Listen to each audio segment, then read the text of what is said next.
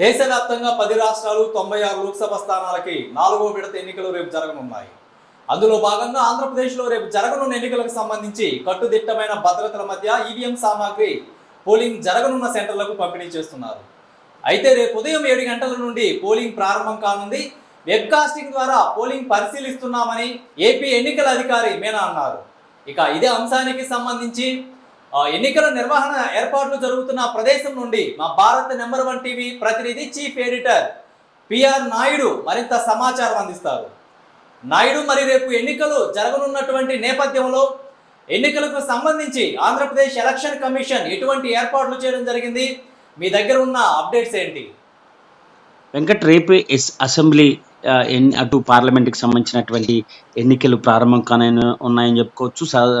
సరిగ్గా రేపు ఉదయం 7 గంటలకి ప్రారంభం కానుంది. సాయంత్రం 6 గంటల వరకు పోలింగ్ జరిగేటువంటి అవకాశం అయితే ఖచ్చితంగా కనపడుతుంది. రాష్ట్ర వ్యాప్తంగా 4,14,18,70 మంది ఓటర్స్ కూడా ఓటు ఎన్నిగించుకున్నారని చెప్పుకోవచ్చు. అందులో పురుషులు 2,03,00,000 మంది ఓటర్స్ ఉండగా, అందులో మహిళలు 2,10,00,000 మంది కూడా ఓటు వినియోగించుకున్నటువంటి పరిస్థితి కనపడుతుంది. ఇక పూర్తి స్థాయిలో ఎన్నికల సంబంధించినటువంటి అధికారులు సిద్ధమయ్యారు. ఈ రోజే మరి కాసేపట్లో కూడా ఆయా నియోజకవర్గాలకు సంబంధించి ఆ గ్రామాలకు సంబంధించినటువంటి అధికారులు కూడా మరి పూర్తి స్థాయిలో ఈవీఎంలతో పాటు అవసరమైన సామాగ్రి తీసుకొని ప్రత్యేక బస్సుల్లో కూడా ముందుకెళ్లేటువంటి అవకాశం అయితే కనపడుతుంది. అయితే రాష్ట్ర వ్యాప్తంగా కూడా అనేక చోట్ల కూడా సంస్కాత్మక గ్రామాలని ఇప్పటికే కేంద్ర ఎన్నికల సంఘం గుర్తించినటువంటి నేపథ్యంలో ఆదర్శగానే అటు అధికారులు పూర్తి స్థాయిలో సిద్ధమయ్యారని చెప్పుకోవచ్చు. పోలీస్ యంత్రాంగం కూడా ఎక్కడికక్కడ కూడా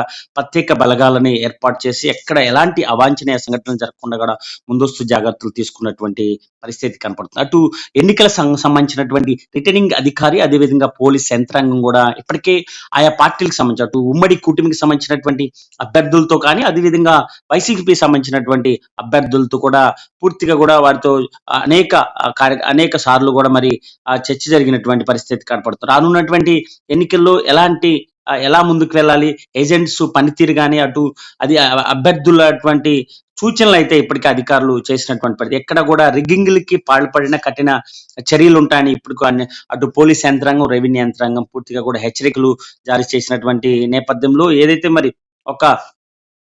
ఎక్కడైతే సంస్కృతిక గ్రామాలు ఉన్నాయో, ఎక్కడైతే గతంలో గతంలో గొడవలకు అయినటువంటి కొన్ని విలేజెస్ కానీ అవి పరిగణలో తీసుకున్నటువంటి ఎన్నికల సంఘం అధికారులు కూడా వారికి 4 రకాలకు సంబంధించినటువంటి బలగాలను అయితే ఇప్పటికే దించినటువంటి పరిస్థితి కనపడుతుంది. అయితే సిఆర్పిఎస్ కానీ, అటు కేంద్ర బలగాలతో పాటు అటు రిజర్వ్డ్ పోలీస్, అదేవిధంగా ఏపీ స్టేట్ కి సంబంధించినటువంటి పోలీస్ యంత్రాంగం కూడా పూర్తిగా కూడా సిద్ధమైనటువంటి పరిస్థితి కనపడుతుంది. అయితే మొత్తం రేపు ఉదయం 7 గంటలకి ప్రారంభమైనటువంటి నేపథ్యంలో ఏజెంట్స్ కి ముందస్తుగా కూడా మరి వారికి ఒక ట్రైనింగ్ ప్రోగ్రామ్ ఉండేటువంటి అవకాశం అవుతుంది. ఎందుకంటే ట్రయల్ రన్ చేసేటువంటి అవకాశం ఉంది. ప్రతి బూత్ లో కూడా మరి బ్యాలెట్ కి సంబంధించినటువంటి ట్రయల్ రన్ నిర్వహించిన తర్వాత అటు అభ్యర్థులకి 5 ఓట్లు వేసిన తర్వాత అది టెస్ట్ చేసిన తర్వాతే మరి రేపు ఉదయం ప్రారంభం కానుండండి అని చెప్పుకోవచ్చు. అయితే మొత్తం రాష్ట్ర వ్యాప్తంగా జరుగుతున్నటువంటి ఎన్నికలు, అసెంబ్లీ 175 నియోజకవర్గాలకు సంబంధించినటువంటి ఎన్నికలు కానీ, అటు 25 పార్లమెంట్కి సంబంధించినటువంటి ఎన్నికల జరుగుతున్నటువంటి నేపథ్యంలో అటు అభ్యర్థుల్లో ఒక ఉత్కంఠ నెలకొన్నటువంటి పరిస్థితి. నిన్న సాయంత్రమే పూర్తిగా కూడా ప్రచారాలు నిలిపివేసినటువంటి నేపథ్యంలో కూడా ఇక గ్రౌండ్ లెవెల్లో అభ్యర్థులు వ్యూహాత్మకంగా అడుగులు వేస్తున్నటువంటి పరిస్థితి కనపడుతుంది. నువ్వా నేనా అంటూ కూడా ముందుకు సాగుతున్నటువంటి నేపథ్యం. ఏపీలో ఖచ్చితంగా ఎక్కువగా సర్వేలు ఇప్పటికే బ్యాలెట్ ఓట్లకు సంబంధించి పోస్టల్ బ్యాలెట్ ఓట్లకు సంబంధించి కూడా ఎక్కువగా ఉమ్మడి కూటమికి సంబంధించినటువంటి పార్టీకే అనుకూలంగా ఇప్పటికే వేశారని ఒక ఊహాగానాలు వినిపిస్తున్నటువంటి నేపథ్యంలో అటు ప్రజలు కూడా పూర్తి స్థాయిలో ఆ కూటమికే ఎక్కువగా పట్టం కట్టేటువంటి అవకాశం కనపడుతుంది. మొత్తం 110 నుంచి 130 సీట్ల వరకు కూడా అటు కూటమికి వచ్చేటువంటి అవకాశం అయితే కనపడుతుంది. అయితే వైసీపీకి తీవ్ర వ్యతిరేకత అయితే కనపడుతున్నటువంటి పరిస్థితి ఉంది. రాష్ట్ర వ్యాప్తంగా తీవ్ర వ్యతిరేకత కనపడుతుంది. ఎందుకంటే రాజధాని పట్ల పట్ల సరైన నిర్ణయం తీసుకున్నప్పుడు 3 రాజధానుల అంశం లేవనెత్తినప్పటికీ వైసీపీ ఇంతవరకు కూడా మరి ఒక్క రాజధాని కూడా నెరవేర్చినటువంటి పరిస్థితి కనపడుతుంది. అయితే ఇదే క్రమంలో ఇసుక పాలసీకి సంబంధించి ఉచిత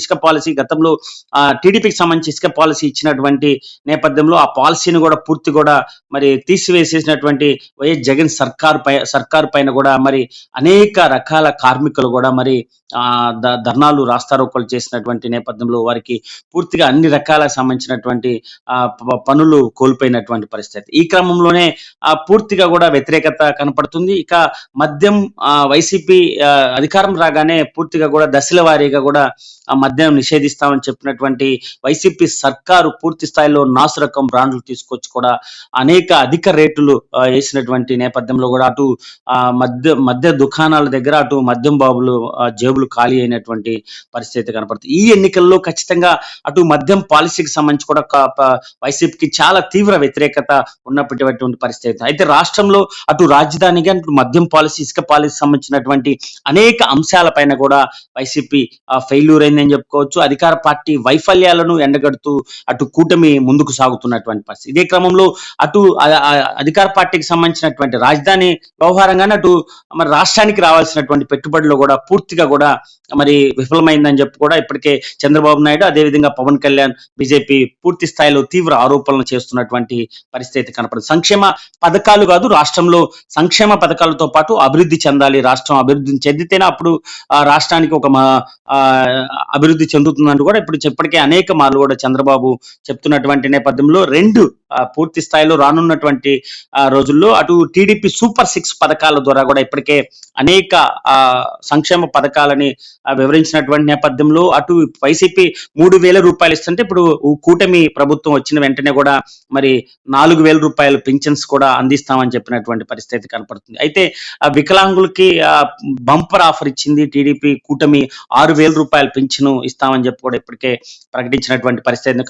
కనపడుతుంది. అదేవిధంగా మొత్తం అటు 20 లక్షల ఉద్యోగాల నిరుద్యోగులకు 20 లక్షల ఉద్యోగాలు కూడా కల్పిస్తామని చెప్పినటువంటి పరిస్థితి కనపడుతుంది. అయితే ఇక పూర్తి స్థాయిలో కూటమికి సంబంధించినటువంటి సూపర్ 6 పథకాలు అటు మహిళలకి ఉచిత బస్సు వ్యవహారం కానీ, అదేవిధంగా సంవత్సరానికి 3 గ్యాస్ సిలిండర్లు, అదేవిధంగా ఏదైతే అమ్మఒడి పథకాలకు సంబంధించి ఇప్పటికే కేవలం ఒక్క కుటుంబంలో ఒక్క వ్యక్తికే వైసీపీ అమ్మఒడి అందిస్తున్నటువంటి నేపథ్యంలో టీడీపీ కూటమి ఏర్పడిన వెంటనే ప్రతి ఇంట్లో 3 లేక 4 ఉన్నా కానీ ఖచ్చితంగా అందరికీ కూడా అమ్మఒడి విద్యా దీవెన ద్వారా కూడా ఇప్పటికే టీడీపీ మేనిఫెస్టోలో పెట్టినటువంటి పరిస్థితి కనపడుతుంది. అయితే పూర్తి స్థాయిలో అటు ప్రజలు అటు కూటమికి అటు అభివృద్ధితో పాటు అదేవిధంగా సంక్షేమ పథకాలు 2 సక్రమంగా అటు రాష్ట్ర ప్రభుత్వం అందిస్తుందని చెప్పినటువంటి పరిస్థితి.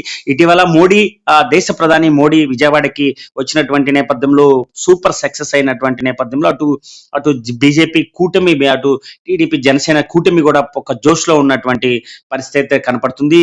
అయితే అది మోడీ గతంలో వచ్చినటువంటి పర్యటన కానీ మొన్న వచ్చినటువంటి పర్యటన కూడా వైసీపీ పైన తీవ్ర విమర్శలు అయితే మోడీ చేసినటువంటి పరిస్థితి కనబడింది. పూర్తిగా వైసీపీ ప్రభుత్వం విఫలమైంది. రానున్నటువంటి రోజుల్లో ఖచ్చితంగా 2024 ప్రభుత్వం ఎన్డీఏ కూటమి ప్రభుత్వం ఏర్పాటు చేస్తుంది. అదేవిధంగా ప్రతి పార్లమెంటు అభ్యర్థి అటు అసెంబ్లీ అభ్యర్థిని గెలిపించాలంటూ కూడా దేశ ప్రధాని నరేంద్ర మోదీ అటు రాష్ట్ర ప్రజలకి పిలుపునిచ్చినటువంటి పరిస్థితి కనపడుతుంది. ఈ క్రమంలోనే అటు టీడీపీ ఉత్తరాంధ్రలో తీవ్ర స్థాయిలో కూడా మరి వ్యతిరేకత కనపడుతుంది. వైసీపీ ప్రజా వ్యతిరేక నిర్ణయాలను ఎండగడుతూ పవన్ కళ్యాణ్ ముందుకు సాగుతున్నటువంటి నేపథ్యంలో అటు పిఠాపురంలో కూడా భారీ మెజార్టీ వచ్చే అవకాశం అయితే ఖచ్చితంగా కనపడుతుంది. దాదాపు 50,000 నుండి 60,000 వరకు కూడా పిఠాపురంలో పవన్ కళ్యాణ్ మెజార్టీ వచ్చేటువంటి అవకాశం అయితే ఖచ్చితంగా కనపడుతుంది. అటు ఉత్తరాంధ్రానికి సంబంధించినటువంటి జనసేన పట్టున్నటువంటి జిల్లాలు ఉన్నటువంటి నేపథ్యంలో భారీ సంఖ్యలో కూడా ఉత్తరాంధ్రలో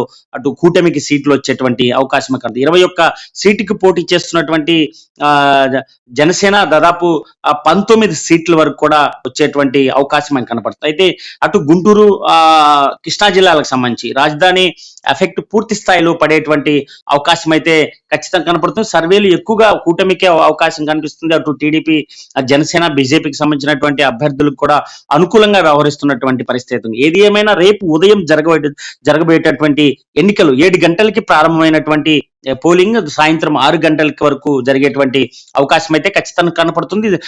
ఇప్పటికే రాష్ట్ర ఎన్నికల అధికారులు కూడా ఇక ఆయా జిల్లాలకు సంబంధించినటువంటి అధికారులు పోలింగ్ శాతం ఎక్కువ పెంచాలంటూ కూడా ప్రజల్లో ఒక అవగాహన తీసుకొస్తున్నటువంటి పరిస్థితి అయితే కనపడుతుంది. ఇప్పటికే అటు ఓటర్స్ కి సంబంధించినటువంటి స్లిప్లు ఇంటికే చేర్చినటువంటి అధికారులు కూడా రేపు జరగబోయేటటువంటి ఎన్నికలకు కూడా ప్రజలకి ఒక అవగాహన కల్పిస్తూ మరి ఓటింగ్ శాతం ఎక్కువ మంది వేసుకునే విధంగా ఫెసిలిటీస్, అక్కడ ఉన్న మంచినీటి వసతి కానీ అక్కడ ఉన్నటువంటి ఏర్పాట్లు కూడా పూర్తిగా కూడా దగ్గరుండి జిల్లా స్థాయి అధికారులు నెరవేరుస్తున్నటువంటి పరిస్థితి. ఏది ఏమైనా రాష్ట్ర ప్రజల్లో రేపు జరగబోయేటువంటి ఎన్నికల పైన అటు ప్రజల్లో అటు అభ్యర్థుల్లో ఒక ఉత్కంఠ నెలకొన్నటువంటి పరిస్థితి కనపడుతుంది. 13 ఎన్నికల అనంతరం జూన్ 4 తారీఖు ఫలితాలు వచ్చేటువంటి అవకాశం ఉన్నటువంటి నేపథ్యంలో దాదాపు నెల రోజులు సమయం ఉన్నటువంటి నేపథ్యంలో అటు ఫలితాల పైన కూడా ఉత్కంఠ నెలకొన్నటువంటి అవకాశం ఉంది. దీనిపైన కూడా అనేక రాష్ట్రంలో బెట్టింగ్లు జరుగుతున్నటువంటి పరిస్థితి కనపడుతుంది. అటు పవన్ కళ్యాణ్ పిఠాపురం పైన, అటు నారా లోకేష్ మంగళగిరికి సంబంధించిన నారా లోకేష్ మీద, అటు వైసీపీ కూటమి, అదేవిధంగా వైసీపీ పార్టీకి సంబంధించి కూటమికి సంబంధించినటువంటి పార్టీల పైన కూడా బెట్టింగ్లు కొనసాగుతున్నటువంటి పరిస్థితి కనపడుతుంది. ఏది ఏమైనా రాష్ట్రంలో జరుగుతున్నటువంటి రేపు జరగబోయేటువంటి ఎన్నికల పైన అటు పూర్తి స్థాయి అధికారులు సర్వం సిద్ధం చేసినటువంటి పరిస్థితి ఖచ్చితంగా కనపడుతుంది. వెంకట్.